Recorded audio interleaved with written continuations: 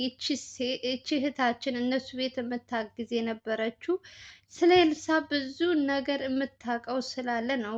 ሲጀመር እዛ ቤት ያስወጧት ኤልሳ ከወጣች በኋላ አሁን ላይ ሰውየው እንግዲህ ማታ ማታ ሰክሮ ሲመጣ ጥይት እያወጣ እንደሚያስፈራራቸው ብዙ ስቃይ እንዳደረሰባት እንግዲህ በኤልሳ ላይ እየተናገረች ነው። አሁን እሷን ራሷ ለእሷ ህይወት ፈረውላት። ምክንያቱም ኢትዮጵያ ውስጥ አውቃላችሁ የሆነ ነገር ከተናገራችሁ ከዛ በኋላ ያው ልዑል ሲጀመር የሆነ ለሱ የሆነ ምስጢር ያው ነገሩ ሰዎችን ያው ከእግዚአብሔር በታች የሆነ ሰው እንዲጠብቃቸው ያስደርግላታል ብዬ ተስፋ አደርጋለሁ እንጂ ከባድ ነው። እንደዚህ አይነት ነገር ተናግራ መቼም ዝም አይላትም። ይሄ ሰይጣን የሆነ ሰውዬ ሁሉም በገንዘብ ነው ታውቃላችሁ። ይቺ ኤልሳ አሁን አጎትየው ምንም አይነት ንብረት የለውም። የኤልሳ አባት ደግሞ በጣም ባለሀብት እንደሆነ የዚህ የሆነ የተነካካ ከገንዘብ ጋር የተነካካ ጸብ ያለባቸው ይመስለኛል ስገምት። አስቡት አንድ ቤት ውስጥ ያው ሲጀመር ሁሉም ሀብታም መሆን አይችልም። ሲጀመር ማለት ነው። የኤልሳ አባት ማለት ሰርቶ አምጥቶት ሊሆን ይችላል ወይ በቤተሰባቸው የሆነ ብቻ እሱን እኔ ፈጣሪ ነው የሚያውቀው። ሞት ደግሞ ኤልሳ እንግዲህ ላጎቷም ሆነ አብራት ላሉትም እያገዘች ነው። ምንም እንኳን አይደለም ለቤተሰቦቿ ለባዳም እንደምታግዝ እንግዲህ ልዑል እየተናገረ ነበር። ልዑልን ለአንተ ለገንዘብ ብለን የቀረብካት ሲል የነበረው ትናንት አጎትየው ስራውን ስለሚያውቅ ነው። በመጀመሪያ የእሱ ስራ እንግዲህ እሷን አግቷት ከሆነ ምን አይነት ቅጣት እንደሚገባው እኔ አላውቅም። የእውነት ነገሩ ከሱ ምንም አትጠብቁም። አሁን ላይ ጊዜው ነው፣ ምንም ማድረግ አይቻልም። የሰው ልጅ ረክሷል። ገንዘብ ነው የተወደደው ኢትዮጵያ ውስጥ። ይሄ ብርቃችን አይደለም። እያየ ነው ስልችት ያለን ነገር ነው። ከሰው ህይወት ይልቅ ገንዘብን እያስበለጥን ያለን ሰዎች ስለሆን ማለት ነው። ይቺ ልጅ አሁን ያለምንም ምክንያት ልትጠፋ ልትሰወር አትችልም። ሁለተኛ ነገር ደግሞ እንዳያችሁት በራሷን ለማጥፋት ብዙ ነገር አድርጋ እንደነበር እንግዲህ በመሀል እንግዲህ በዚህ አጎት በተባለው የሆነ ነገር ችግር ቢኖር እንጂ ዝም ብሎ ሰው የሆነ ተመቻችቶልሽ የምኖሪ ከሆነ መቼም ተነስተሽ አትጠፊም። አሁን እጁ ያለበት ትክክለኛ ይሄ አጎት የተባለው ሰውዬ እንዳገታት እንግዲህ ካወቀ ልዑልም እስከ መጨረሻው ድረስ አይደለም ለኤልሳ ይቅር ለስንቱም ስንት ነገር ታሪክ እየሰራ ያለ ጀግና ነው።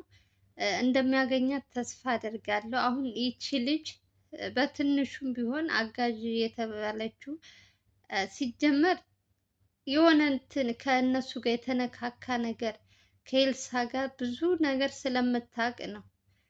እንግዲህ ከቤት ከወጣች በኋላ ነው ደብዳቤ የሰጠችኝ ነው የምትለው። ከዛ በኋላ ደግሞ ብቻ እኔ እንጃ እውነት በጣም ግራ የሚያጋባችሁ ነገር ነው። ምን አይነት የምንሰማው ነገር ሁሉ በየእንትኑ የምታዩት ነገር በጣም እኔ እንጃ። በስማም ልዑል ራሱን እንትን አድርጎ ስንት ሲል ነበር ትናንት ዕለት እኔ ሆናለሁ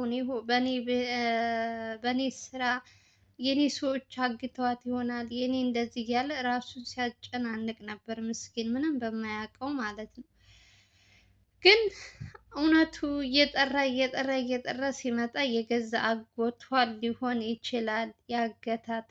ደግሞ 100% አሁን ይቺ አጋዥ እህታችን እሷ እንደምታወራው ከሆነ አጎቷና ያቺ ስትቅለበለብ የነበረችው ሴት እኔ እንደውም እንትን ጓደኞቿን ራሱ ተጠራጥሬ ነበር። የመጀመሪያ ሲያወሩ ራሱ ምንም አልጣሙኝም ታውቃላችሁ። ዝም ብለው እየተቅለበለቡ ነበር። የመጀመሪያ ቀን ጠፋች ብሎ የመጣ ቀን አንድ ሴትና ወንድ አልመጡም። እነሱ ራሱ ሲያወሩ የሚያወሩትን ቅብጥርጥር እያሉ እየተያዩ እርስ በርሳቸው የሚያወሩትን ቃላት እየተያዩ ነው የሚያወሩት። ካያችኋቸው ማለት ነው። የመጀመሪያ ቀን የቀረቡ ልጆች ሴትና ወንድ። ሲቀጥል አጎትየው እንኳን ለመናገር ፍቃደኛ አልነበረም። ያው በልዑል በግዴታ እና በውዴታ ተገዶ ነው ስለ ኤልሳ ሲያወራ የነበረው እንጂ ስራውን ስለሚያውቅ ማውራት አልፈለገም። አሁን ነው ወይ ትዝ ያለችህ? እስከ ዛሬ ድረስ ገንዘቧን ጭራሽ ልዑልን ጥፋተኛ አድርጎ አንተ ነህ መጠጥና እንትን ምንድን ነው ሱስ ያስገባሃት አንተ ነህ፣ ልጅቷ ምንም የማታውቅ ልጅ ነበረች ብሎ ልዑል ላይ ብዙ ነገር እንትን እያለበት ነበር። ግን እውነቱ ሲጠራና አሁን ላይ ደግሞ ማን ጥፋተኛ እንደሆነ ኤልሳ ደግሞ እውነቱን እስካሁን ድረስ ጓደኛዋ ወይም ይቺ የቤት አጋዣቸው እንዳትናገር ያደረገች አባቴ ጋር የሆነ ነገር እንዳይፈጠር አባቴን ይጎዳብኛል በማለት ምስጢሩን ቁጭ አድርጋ እሷ እየተሰቃየች ነው ያለችው። ምስኪን ማለት ነው። ከልዑል ጋር ከተገናኙ እንግዲህ ልዑል እንደሚለው 6 ወር ነው። ከ6 ወር በፊት ሁላችሁም ታስታውሳላችሁ ልዑል ታግቶ ስለነበረ በዛ ሰዓትም አልመጣችም፣ አላየናትም። ከዛ በፊት ደግሞ የሆነ በቤት አጋዥ በልዑል ቤት አጋዥ መርፌ እጅ ውስጥ አስቀምጣ ልዑልን በጣም ታሞ ነበር ታስታውሳላችሁ። በዛ ሰዓት በየእንትኑ በሚቀረጸው ቪዲዮ ሁልጊዜ ትመጣ ነበረ ቤት በሚውሉ ሰዓት ማለት ነው። በአሁኑ እንግዲህ አልመጣችም። ሞር 6 ወር በሉት እነሱ ከታግቶ ከዛ የመስፍንን ጉዳይ ምናምን እስከሚሉ 6 ወር በሉት በአጠቃላይ ብቻ አሁን ላይ እየተጣራ ሲመጣ እንግዲህ ችግሩ ከማን ጋር እንደሆነ እያያችሁ ነው። ችግር ያለው ማን ጋር ነው? የገዛ አጎት የተባለው ነው። ትናንት ዕለት ልዑል ሲያፋጥጠው እንዴት የኤልሳ አባት በጣም ብዙ ሀብት አለው እንዴት አንተ የለህም ምናምን ሲለው ገንዘብን ወሬውን ለእንትን ለማለት ሌላ ነገር እየቀበጣጠረ ነበሩ። የኤልሳ አባት ምንድን ነው ምን ባላት በገንዘብ ወይ በሆነ እንትን ብላችሁ ከሆነ ሲለው ምንድን ነው ያለው? የኤልሳ አባት ሰርቶ ለፍቶ ነው ያመጣው፣ እኔንም እያገዘኝ ነው ያለው፣ ከወንድሜ ጋር ልታጣላኝ ነው ወይ ብሎ ጭራሽ ከልዑል ጋር እንትን ሲል ነበር። ምክንያቱም ስራውን ስለሚያውቅ ማለት ነው። ልጅቷን ያገታት እሱ እንደሆነ ስለሚያውቅ ሞር ይቺ ልጅ እንግዲህ አይደለም ላጎቷ ለተወለዳቸው ዘመድ እና ለባዳም ብዙ ነገር እንደምታግዝ ልዑል በመጀመሪያ ቀን ስለሷ ሲያወራ ተናግሯል። አሁን ላይ ይሄ አጎት የተባለው ሰውዬ አንደኛ እንዴት ሊያግታት እንደቻለ፣ ሁለተኛ ነገር እኔ ተጠራጠርኩኝ ከአባቷ ጋር ችግር ቢኖርባት ነው እንጂ ዝም ብሎ ከመሬት ተነስቶ ሰውን አያግትም መቼም። መቼም የምናየው ነገር ከሰው ይልቅ ገንዘብ ነው የምንወደው አይደለም? ገንዘብ ስለሚል ሰው ምን ማለት ከገንዘብ ጋር የተነካካ ችግር ኑሮባቸው ሊሆን ይችላል። እንግዲህ አሁን ይቺ ልጅ በምን አይነት ሁኔታ እንዳለች ከባድ ነው። ብቻ አሁን ለልዑል ሌላ እንትን አጀንዳ ነው ያመጡበት። ገና የያዘውን እንትን ችግር ለመፍታት እየተሯሯጠ እነሱ ደግሞ ሌላ እንትን ነው ይዘውበት የመጡት። ብቻ እግዚአብሔር ቸር ወሬ ያሰማን ነው የምለው። መገኘቱ አይቀርም በዛም አለ በዛም። ይሄ ወራዳ ሰውዬም ውርዴቱን ይቀበላል ማለት ነው። ትናንት ዕለት ስትቅለበለብ ነበር። ሁለቱም መጠየቅና መቀጣት ያለባቸው ሰዎች ናቸው።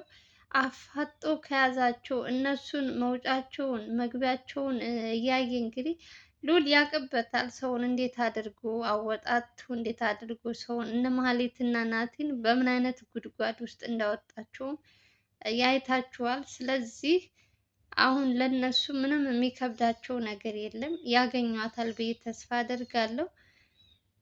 ልዑል በማያውቀው ነገር ግን በጣም ተሰቃየ። የእውነት ያለ ስራው ትናንት ዕለት ልዑልን ብዙ ነገር ሲናገር የነበረ ሰውዬ እውነት ይሄ ሰውዬ በሱ እጅ ኤልሳ እሱ አግቷት ከሆነ ከተገኘች የእውነት ምን አይነት ቅጣት እንደሚገባው አላውቅም።